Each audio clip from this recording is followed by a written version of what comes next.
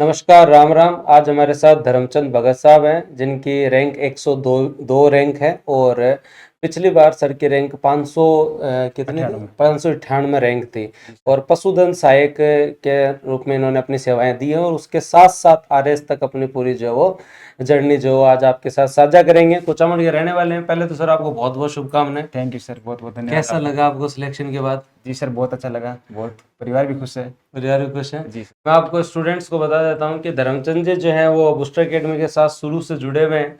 ये शिखर बैच के स्टूडेंट हैं, उसके साथ साथ हमारी सुपर 100 एक टेस्ट सीरीज चला करती थी, उसके स्टूडेंट हैं। उसके साथ साथ आप उसके इंटरव्यू प्रोग्राम में भी बता रहे थे। जी सर। तो कंप्लीट पूरी जर्नी में आप बूस्टर के साथ जुड़े रहे, तो कैसा एक्सपीरियंस रहा वो बता के फिर चर्चा करेंगे। जी सर, बहुत अच्छा। जैसे 2022 में सर ने व्हाट्सएप ग्रुप बनाया था और टेस्ट सीरीज के स्टार्ट रूप की में, थी। हाँ, टेस्ट सीरीज स्टार्ट की थी और हम आंसर लेके भेज देते थे और 5 से 7 दिन के अंदर वापस रिजल्ट आ जाता था। हाँ। और उससे कमियां सुधारते गए। उस समय तो क्या आंसर की भी मैं ही बनाता था हाथ जी से। सर, हाँ हाँ, वही आंसर की आती थी। फिर हम खुद भी मिला लेते थे सर आंसर से। हाँ। और फिर जब 23 में शिखर बैच आया तो शिखर बैच लिया और इंडियन इकोनॉमी है, बिहेवियर है, सोशियोलॉजी है, मैनेजमेंट है, वो सर आपसे कवर किए और बहुत अच्छा कंटेंट था। मेंस में स्कोर ले जाने में बहुत इंपॉर्टेंट योगदान रहा। और जो मॉक इंटरव्यू वो भी दिए मैंने सर 2, और वो भी निःशुल्क थे सर। और निःशुल्क थे। जी सर। वैसे तो पूरी बूस्टर अकेडमी निःशुल्क सी है, इतने को ज्यादा जो है जी वो सर। शिखर बैच तो मेरे हिसाब से उस समय बहुत ही कम प्राइस पे था। 4 से 5 हज़ार रुपए की। 4 से 5 हज़ार रुपए जी सर, कोर्स इतना था ही था। उसके अंदर।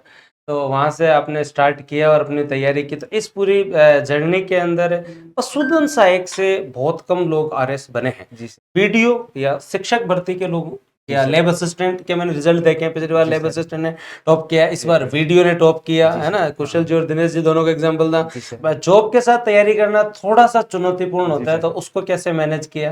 क्योंकि ऑनलाइन ही पढ़ा जा सकता है आज के टाइम, तो वैसे भी ऑनलाइन के रिजल्ट हो गए हैं। क्योंकि ऑनलाइन के अंदर जो बच्चा है वो घर बैठे अपने अनुसार कस्टमाइज पढ़ सकता है, उसको जो सब्जेक्ट पढ़ना है वो पढ़ सकता है। तो कैसे टाइम कैसे मैनेज किया? जी सर, जैसे मॉर्निंग में सुबह घंटा भर टाइम मिल जाता था तो उसमें रिवीजन, और फिर ड्यूटी जाने के बाद में, ड्यूटी से वापस आने के बाद में घंटा भर रेस्ट करके 4 से 8 बजे तक रेगुलर, फिर 9 से 11।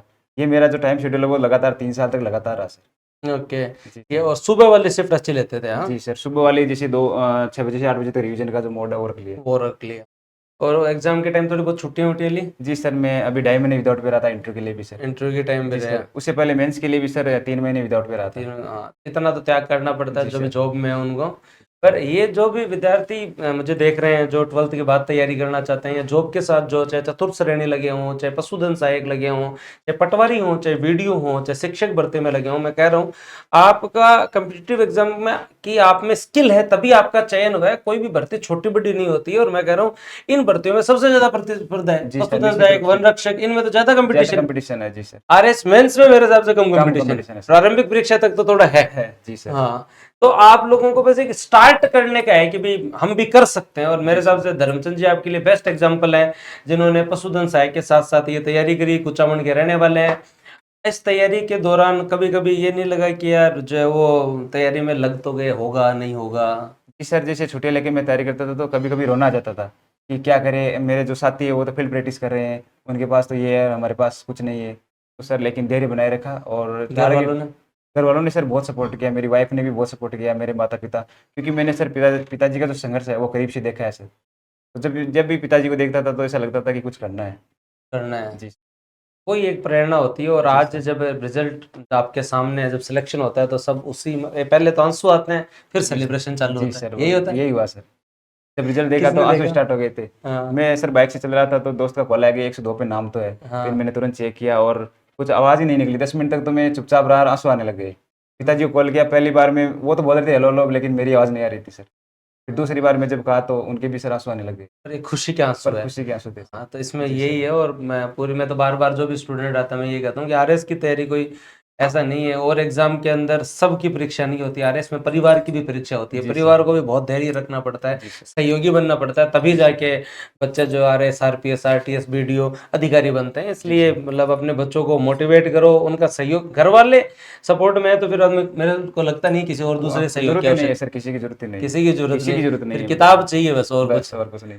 तो आंसर राइटिंग पे कितना फोकस करते थे? क्योंकि अब तो आंसर राइटिंग का रोल बहुत तगड़ा बढ़ गया है। जी सर। और अभी करंट अफेयर और आंसर राइटिंग तो जो है वो बहुत मस्ट हो गया है। जी सर। तो ये कैसे आंसर राइटिंग की प्रैक्टिस में किन चीज़ों का ध्यान रखा? जैसे सर मेंस का सिलेबस है वो उसका एक एक वर्ड याद हो गया था। तो जैसे न्यूज़पेपर पढ़ा तो सिलेबस से कनेक्ट करता था कि कोई कौन सा टॉपिक है वो सिलेबस से रिलेट कर रहा है। तो मैंने एक छोटी नोटबुक ली और उसमें न्यूज़पेपर से कंटेंट निकाला कि मैं इसको किस क्वेश्चन में यूज कर सकता हूँ। इसके अलावा सर जैसे टॉपिक पढ़ा और दिमाग को आंखें 5 मिनट आंखें बंद करके सोचा कि अगर ये क्वेश्चन आ गया तो मुझे मैं कैसे शुरुआत में क्या लिखूँ? लिखना है, बीच में क्या लिखना है, अंत में क्या लिखना है। और सर वही वार फिर बाद में प्रैक्टिस करी। प्रैक्टिस। जी सर। मेरे को अब भी जो है वो याद है जब आप लोगों का 2024 वालों का जो मेंस था उसके साथ साथ साक्षात्कार भी जो है वो चल रहे थे, जून के आसपास पेपर था।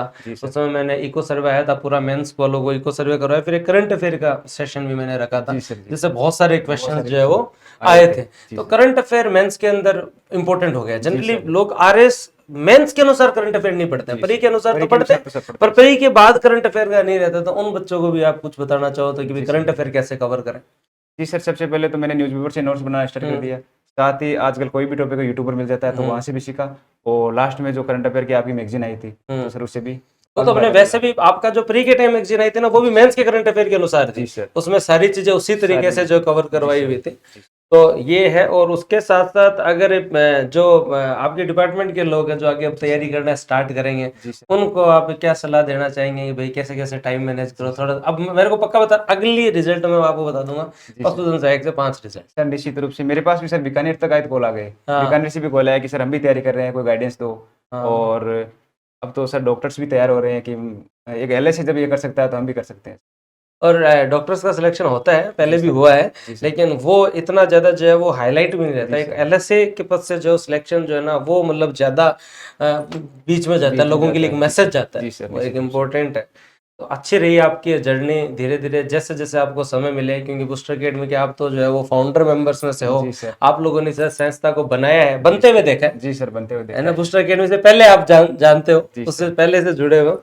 तो इसी तरीके से संस्था में आते रहो। और एक इंटरव्यू गाइडेंस का तो इस बार ऐसा था कि हर के ये था कि बूस्टर में तो एक मॉक जरूर देना है। जी सर। उसका क्या एक्सपीरियंस रहा? क्योंकि यहाँ पर आपके पास इंटरव्यू पैनल में भी सीनियर लोग थे, टॉपर्स में भी आपके पास लोग थे, तो वो क्या एक्सपीरियंस रहा? जी सर, सबसे पहले जैसे सीनियर पैनल के साथ इंटरव्यू दिया, फिर टॉपर्स के साथ आते थे तो वो डिस्कस करते थे कि तो आप वाले में कैलाश जी, विनय जी थे, कौन थे उसमें? निश्चित रूप कैलाश जी थे, विनय जी थे और एक और थे। सुशील बेड़ा जी है, गजेंद्र जी इनमें से। तो अब जो है वो मतलब एक टॉपर्स पैनल इस बार पहला नया इनिशिएटिव था। जी सर, बहुत अच्छा लगा ये भी। तो ये बहुत अच्छा रहा। तो मैं तो यही कहूँगा कि लगातार अगर मेहनत की जाए ना तो सफलता जरूर मिलती है। सफलता केवल जो है वो एक समय के बाद जरूर मिल जाएगी, उसके पीछे इम्पोर्टेंट है आपकी मेहनत, निरंतरता, धैर्य और आपका समर्पण। जो इस आदमी ने जितनी मेहनत की उसके हक में उतनी सफलता जरूर मिलेगी, देर सवेर जरूर आ सकती है।